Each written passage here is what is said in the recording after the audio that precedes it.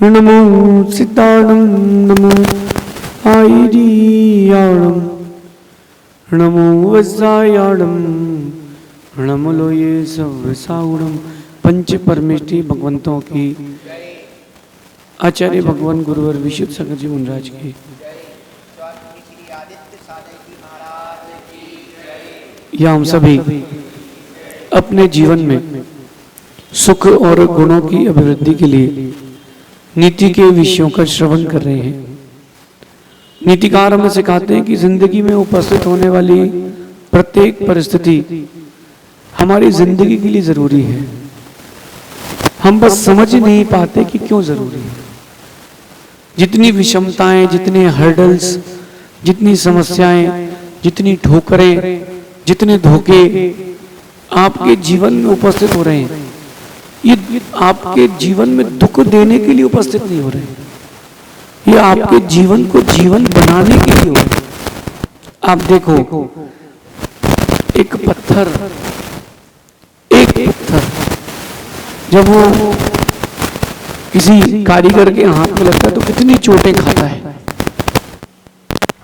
बनने के अंतिम समय तक लगातार चोटें खाता है, और वो जो लगातार चोटें खाता है तब कहीं जाकर के वो परमात्मा की मूर्ति बन पाता है, परमात्मा की प्रतिकृति बन पाता है। और वो जो अगर पत्थर चोटें ना खाए तो, अगर वो पत्थर चोट ना खाए, चोट खाने से डर जाए तो क्या होगा? पत्थर टाइल्स बन के जमीन में लग जाएगा, अथवा बरसात के थपेड़ों से और धूप की तपन से झटक के टूट जाएगा। अगर पत्थर को मूर्त बनना है तो पत्थर को मूर्त बनना है तो उसको चोट तो खाना पड़ेगी। ऐसे ही आपको भी अगर एक बड़ा अच्छा व्यक्तित्व बनना है तो चोट तो खानी पड़ेगी। जब तक ठोकरें नहीं लगती कोई ठाकुर नहीं बनता। कोई भी व्यक्ति जो सफल होता है फर्स्ट ही सफलता नहीं मिलती। अपन को क्या लगता है कि बिजनेस चालू किया पहले दिन सफलता मिल जाए, नहीं, ऐसे नहीं होता। पहले दिन सफलता नहीं मिलेगी, थोड़ा रुकना पड़ेगा। जब मैं पहले दिन प्रवचन करने बैठा तो मेरे हाथ पैर कप रहे थे, भूल रहे थे, डर लग रहा था, और अब लोगों को डर लगता है। जब तक आप ठोकरें नहीं खाएंगे आपके पास बुद्धि नहीं आएगी। ध्यान रखना, बादाम खाने से वजन तो बढ़ता है, बुद्धि नहीं बढ़ती। बुद्धि तो ठोकर खाने से बढ़ती है। आज से, अभी से ही, अब जान करके ठोकरें नहीं खाना। जो भी जीवन में उपस्थित हो रही है चीजें, उससे सीख लो, उसे शिक्षा लो कि ऐसा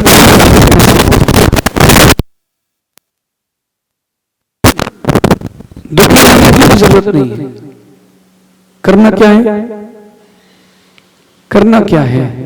हमें अपने आप में सशक्त रहना है, जागरूक रहना है। आज की नीति कह रही है कि जिंदगी में ऊंचाइयां छूने के लिए सहारों की नहीं, ठोकरों और धोखों की जरूरत है। जिंदगी में जिसको भी ऊंचाइयां चाहिए हो उसको ठोकरों की जरूरत है, सहारों की नहीं। सहारे आपको कमजोर बनाते हैं और ठोकरें आपको मजबूत बनाती हैं। सहारे आपको कमजोर बना देते हैं। देखो, आप स्कूल के टाइम याद करो, या आप जब स्टडीज कर रहे हो और आपकी माँ ने बोला कि आज हम 3 चैप्टर पूछेंगे। दिन याद है कि 2 चैप्टर याद करना, 8 बजे पूछेंगे। और जैसे आपने चैप्टर याद किया और सुनाने के लिए बैठे तो आंख बंद करके अपन पेज देखते हैं, बुक का, कॉपी का पेज देखने की कोशिश करते हैं कि वो राम कहाँ के राजा थे। अगर किसी ने बोल दिया अयोध्या अयोध्या अयोध्या, आप देखना मैं क्या बोल रहा हूं, अयोध्या के थे, अयोध्या के थे। अगर वो आ नहीं बोलता तो आपको जोर दिमाग में डालना पड़ता, उसके अयो बोलने पर आपको अयोध्या याद आ गया। अब आपका दिमाग उस पर डिपेंडेंट हो गया, किस पर? सहारे पर, कि सहारा चाहिए, सहारा चाहिए। समझ रहे? अपन सहारे की ओर क्यों जाएं? अपन सेल्फ डिपेंडेंसी की ओर क्यों ना जाएं? जितने लोग सहारा चाहते हैं, सहारा मिल भी जाएगा, सफलता भी मिल जाएगी, लेकिन ऊंचाइयां ज्यादा तक टिकेंगी नहीं, क्योंकि सहारा था। साइकिल चलाई होगी अपन लोगों ने पीछे, जब वो पीछे कोई कैरियर पकड़ा हो या दो चक्के और लगे हो तो उनके सहारे चलते चलते तो फिर डिपेंडेंसी हो जाती है, फिर व्यक्ति अपने आप में बिल्डअप नहीं कर पाता। तो क्या किया जाए, क्या किया जाए? अपन को डिपेंडेंसी नहीं रखना, अपन को किसी पर आश्रित नहीं रहना, हमें तो ठोकरें खा करके ठाकुर बनना है। जितना आप ठोकरें खाएंगे उतना आप मजबूत होते जाएंगे, सहारे कमजोर बनाएंगे। अपन को लगता है कि जो सहारे हैं वो मजबूत बना रहे, बिल्कुल नहीं बना रहे। एक गरीब ठंडी के मौसम में ठिठुर रहा था और कई सालों से वो वैसे ही जिंदगी निकाल रहा था। एक बहुत बड़ा व्यक्ति उसके पास पहुंचता है, कहता है कि तुम इतनी ठंडी में ठिठुर क्यों रहे हो, एक आध शॉल ले लो। तो वो कहता, साहब हम गरीब आदमी हैं, भरपेट भोजन तो मिल पाता नहीं है, कहां से शॉल, कहां से जैकेट, कहां से क्या ढूंढेंगे। वो गरीब आदमी कहता है कि देखो भाई, मेरे पास तो घर में शॉल भी है, जैकेट भी है, मैं लेके आता हूं, फिर तुम उसको पहन लेना। बोले नहीं साहब हम तो गरीब ही ठीक है। नहीं नहीं, बोले मैं लेके आ रहा हूं, मैं लेके आ रहा हूं। बोले गरीब, बोले ठीक है सर, ले आइए, आपको बहुत एहसान रहेगा। वो अमीर आदमी घर पहुंचा, घर पहुंचने के बाद वो भूल गया, वो अमीर आदमी भूल गया कि उसको जैकेट, शॉल या कुछ स्वेटर देना है। वो अपने काम में लग गया। उसको सुबह 5 बजे उठने, 6 बजे उठने के बाद याद है कि उस गरीब आदमी को अपन ने कहा था अब क्या होगा। वो भागा भागा, बेचारा वो भागा भागा वहां गया, कहां, जहां पर वो गरीब था, गरीब मर चुका था। ठंडी के मौसम में ठिठुर कर वो गरीब मर चुका था। और एक बात और, मरते समय वो एक पत्र लिख करके चला गया था। उसने एक पत्र लिखा और पत्र लिख करके वो हाथ पे पत्र रख के मर गया। उसको विश्वास था कि कोई ना कोई तो आएगा।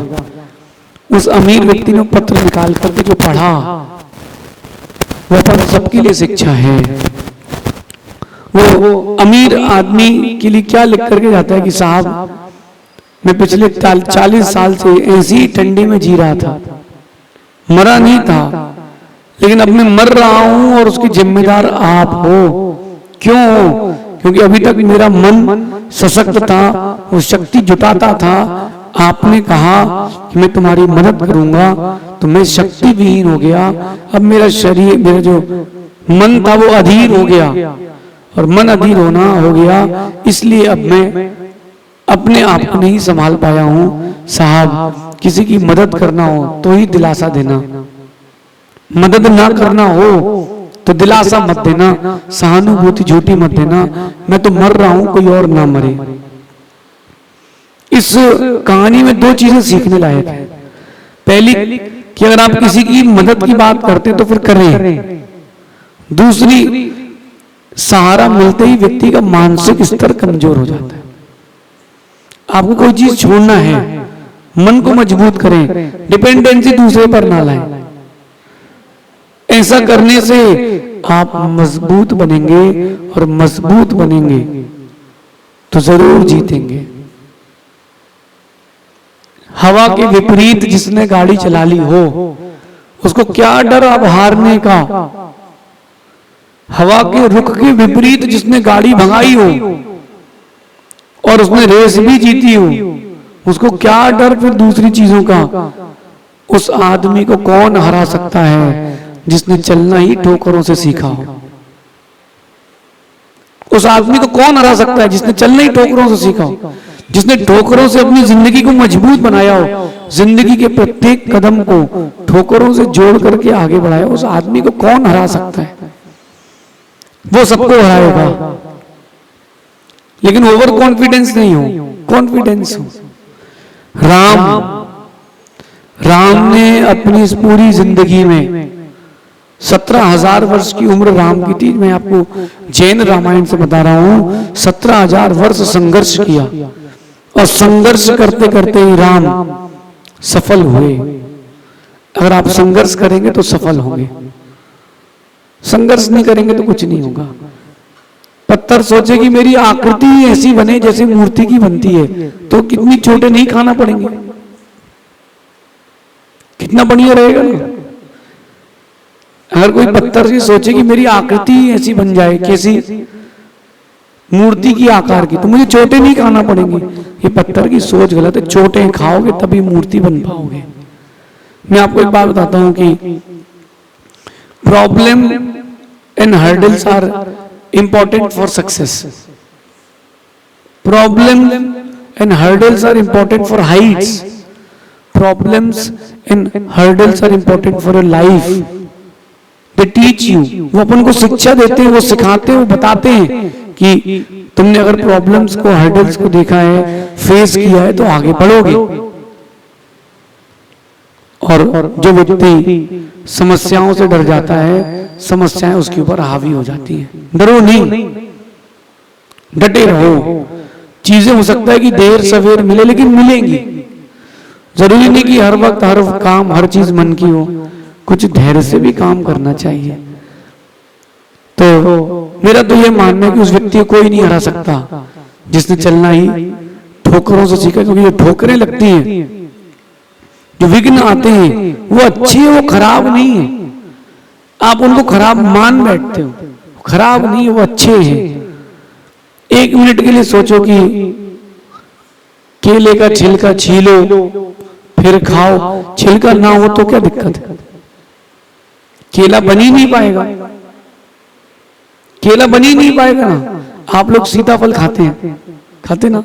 आप लोगों को लगता है कि इतना मोटा छिलका है और अंदर इतने सारे बीज हैं, छिलका पतला हो जाए और बीज ना हो तो कितना ज्यादा अपन को सीताफल खाने मिलेगा। लेकिन अगर वो नहीं होगा तो सीताफल टिकेगा ही नहीं। अंदर का दल उसका इतना स्वादिष्ट, इतना नाजुक है कि बाहर मजबूती चाहिए। नारियल के अंदर पानी भरा है। आप सोचो कि नारियल का फल पतला हो जाए और उसके अंदर पानी भरा मिल जाए तो भैया वो गर्मी में पूरा सूख जाएगा। जब तक जितना मोटा नारियल का वो छिलका होता उतना अंदर पानी बचता है। प्रकृति भी कहती है कि ठोकरें खाओ, प्रकृति भी कह रही है कि ठोकरें खाओ, ठोकरें खाओगे तो ठाकुर बन जाओगे। मैं आपको प्रॉफिट्स ऑफ प्रॉब्लम बताता हूं आज कि समस्याओं से क्या लाभ मिलता है, ठोकरों से क्या लाभ मिलता है, धोखों से क्या लाभ मिलता है। सबसे पहले चीज ये होती है कि आप जागरूक रहते हो, सतर्क रहते हो। सतर्क रहते हो कि भैया फिर कोई नई प्रॉब्लम ना आ जाए, कोई नई समस्या ना आ जाए, कोई नया व्यक्ति फिर धोखा ना दे जाए। तो आप जब सतर्क रहते हो तो गलतियां होती ही नहीं है। सतर्क रहे, सबसे पहली बात। जितना अधिक हो सके उतना अधिक सतर्क रहे। और जब समस्या आती तो व्यक्ति सतर्क हो जाता है। कहते हैं ना, दूध का जला छाछ को भी फूक फूक के पीता, डर जाता है, बोले गर्म तो नहीं है। ऐसे ही सतर्क रहेंगे और सतर्कता बढ़ेगी तो जीवन में समस्या नहीं आएंगी।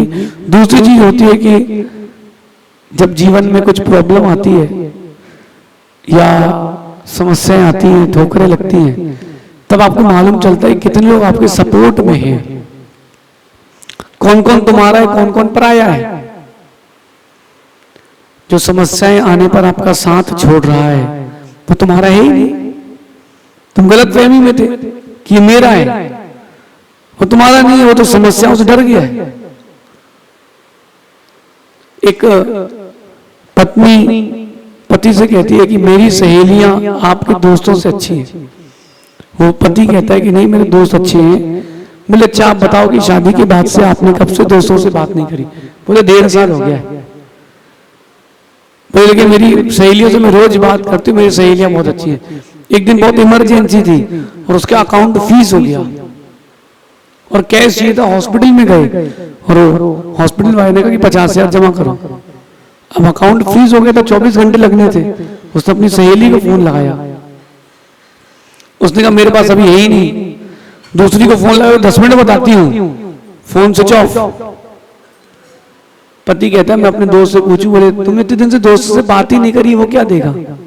बोले करके देखता हूं। उसने दोस्त को फोन किया, दोस्त ने कहा बहुत दिन बाद याद किया, क्या हो गया? बोले यार मैं ऐसा ऐसा हॉस्पिटल में हूं और अर्जेंट पैसे चाहिए। कितने चाहिए? बोले 50,000। अरे बोले तेरी पुरानी आदत है, तू गलत कोड डालता होगा, हो गया अकाउंट फ्रीज? बोले हाँ। बोले देख आ गए क्या? बोले 75,000 डाल दिए हैं, तो चिंता नहीं कर। ये क्या हुआ? समस्या में मालूम चले कौन तुम्हारा है कौन पराया है। इसलिए समस्याएं अच्छी हैं क्योंकि वो बताती कौन सपोर्टिव है कौन नहीं है। इसके अलावा जब प्रॉब्लम्स आती तो आपकी पावर इंक्रीज होती है, क्योंकि आप अपनी शक्ति से ज्यादा काम करते हो, लड़ते हो, जूझते हो।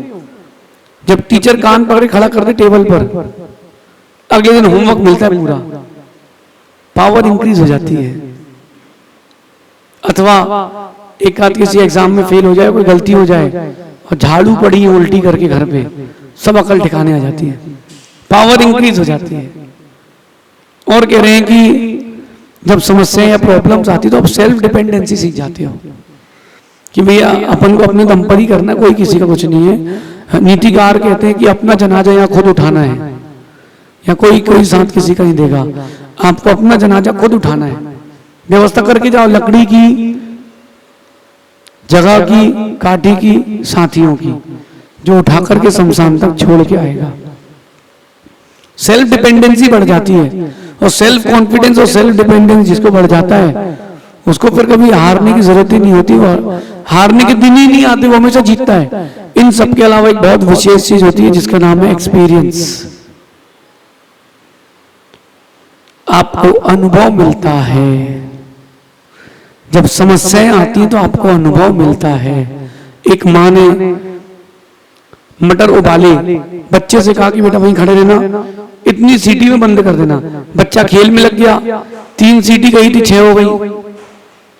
अब मटर का तो हो गया चटनी, वो माँ घबरा गई, तो उसकी सासू माँ कहती बेटा घबरा नहीं, बिल्कुल ना घबरा, तू हो जाएगा। क्या होगा माँ, इतना सारा मटर किया तब सब वेस्ट हो गया। बोले नहीं, चीनी और ला। उसने उस मटर में चीनी डाली, चाशनी डाली, सेक दिया गैस पर, और उसने मटर का हलवा बना दिया। कीमत बढ़ गई। दूध फटने पर वही घबराते हैं जिनको पनीर बनाना नहीं आता। चीज बनाना, पनीर बनाना आता है तो दूध फटने में तुम कभी घबराओगे नहीं। समस्याएं आती है, वो एक्सपीरियंस दे करके जाती हैं, और समस्याओं में आपको एक्सपीरियंस मिल चुका है, फिर आप कभी नहीं हारेंगे। ध्यान रखना, जिसने चलना ही ठोकरों से सीखा हो वो कभी गिरने से नहीं डरता, कभी उसको कोई गिरा भी नहीं सकता। उसके जीवन में नियम से ऊंचाइयां ही ऊंचाइयां आती हैं। आप समस्याओं से, ठोकरों से, धोखों से घबराए ना, ये आपके जीवन के एक नए आयाम देने के लिए आते हैं। तो अपन इन चीजों को अपना माने, पराया ना माने, ऐसा समझना। शेष आगे देखेंगे। भगवान महावीर स्वामी की